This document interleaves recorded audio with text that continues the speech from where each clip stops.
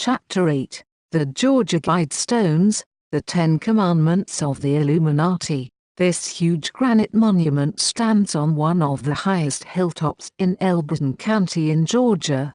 The engravings are in 8 different languages upon the 4 stones that support a capstone and are known as America's Stonehenge.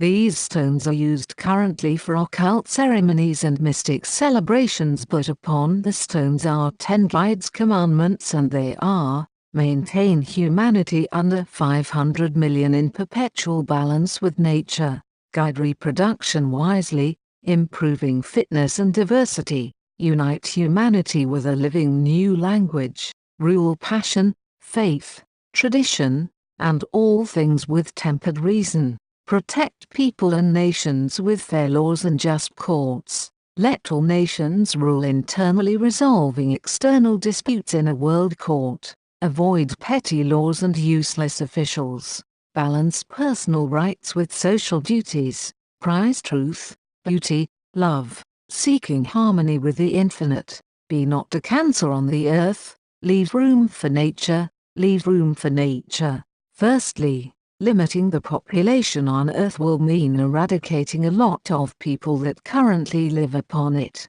To guide reproduction wisely means that there are some people in this world who will be choosing who lives as well as who gets to have their own children and how many. To unite humanity with a new language will mean the end to the division of people, races and countries that are purposely meant to separate us. To rule with tempered reason is dependent on the morals and motives of the people that are ruling, and this requires controlled emotions as well as intellect and, I believe, spirituality. To protect people and nation fairly, you have to end corruption and secretive societies and the manipulation of the people. To avoid petty rules and useless officials, the people that are elected into power need to rule on behalf of the people and for the people, and not for their own agendas or the agendas of the Illuminati elite wealthy top 10%.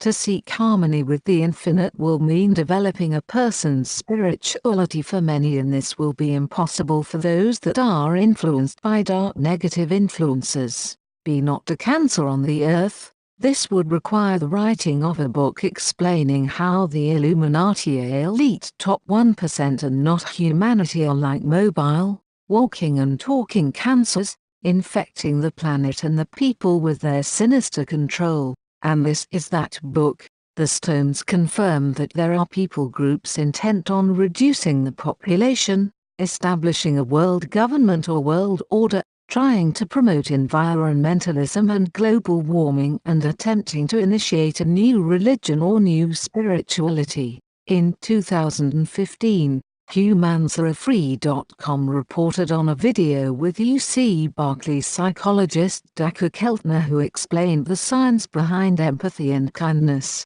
He explains how wealth affects our compassion levels and had some disturbing findings. He found that people who had less wealth gave more and felt more empathy when showed pictures of other people suffering.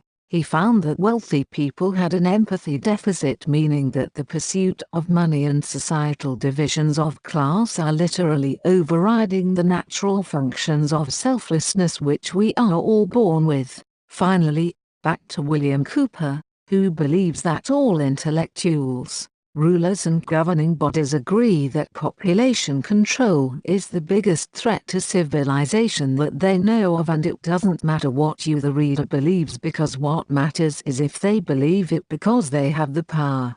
Cooper thought that the New World Order will eliminate the population threat in many ways. Control of individual behavior using electronic or chemical implants. Nobody will be allowed to have a child without permission. The violent, the old, the infirm, the handicapped and the unproductive will be killed. Private property will be abolished. Religion helped to create the population problem, so it will not be tolerated except for state-approved religion. Cash will disappear, and with it most crime will also disappear. Nobody will like the loss of individual freedoms that were guaranteed by the Constitution and the Bill of Rights in the US. Everything is going to be different. Many will suffer. A new world order will emerge. It will be a much better world for those who survive. In the long run, life will be better. The world we have wanted will be reality. This is a quote by Henry Kissinger.